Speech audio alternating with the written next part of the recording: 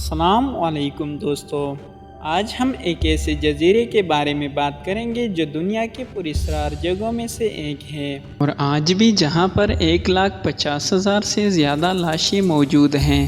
Video start کرنے سے پہلے آپ لوگوں سے گزارش ہے کہ ویڈیو کو لائک اور چینل کو سبسکرائب کر دیں۔ ہم بات کرتے ہیں پویگیلیا جزیرے کی، جو اٹلی کی وینچونیگون میں واقع ہے۔ اس جزیرے کو سب سے پریشان مقامات میں سے ایک کہا جاتا ہے۔ تو ہم چلتے ہیں 7ویں صدی میں۔ پویگیلیا جزیرہ پہلی بار 7ویں صدی میں آباد ہوا تھا۔ ایک پرامن چھوٹی سی برادری تھی جس نے سرزمین پر ہونے والے حملوں سے اور ٹیکس سے گریز کیا، اور پویگیلیا جزیرہ بھی ایک چھوٹی سی امیر کمیونٹی بن گیا۔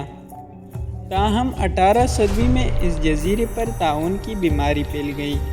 بیماروں کو قرنطینہ میں لیا گیا تھا جزیروں کو، تاکہ بیماری کا پھیلاؤ روکا جا سکے، اور جو لوگ مر جاتے تھے ان کو جلایا جاتا تھا، اور بہت لوگ مر گئے، جس کی وجہ سے یہ جزیرہ مردار کے نام سے مشہور ہوا تھا۔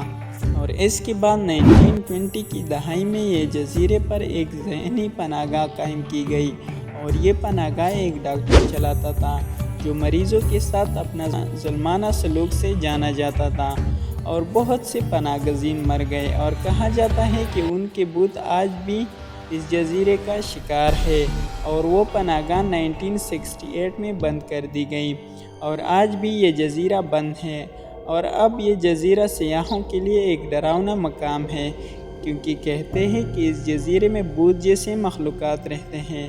پویگیلیا پر غیر معمولی سرگرمیوں اور اس کے خوفناک ماضی کی وجہ سے بھوت آمیز مقابلوں کے بارے میں بے شمار داستانیں اور کہانیاں موجود ہیں۔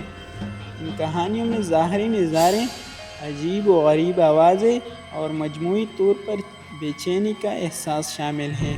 نتیجے کے طور پر یہ جزیرہ غیر معمولی شائقین بھوتوں کا شکاری اور متجسس زائرین کے لیے ایک مقبول موضوع بن گیا۔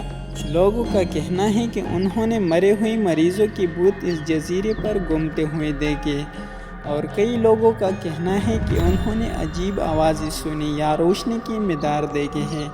حالیہ برسوں میں اطالوی حکومت نے پویگیلیا جزیرے تک عوام کی رسائی کو محدود کر دیا ہے، جس کی وجہ سے لوگوں کے لیے اس کی اسرار آموز کو دیکھنا مشکل ہو گیا۔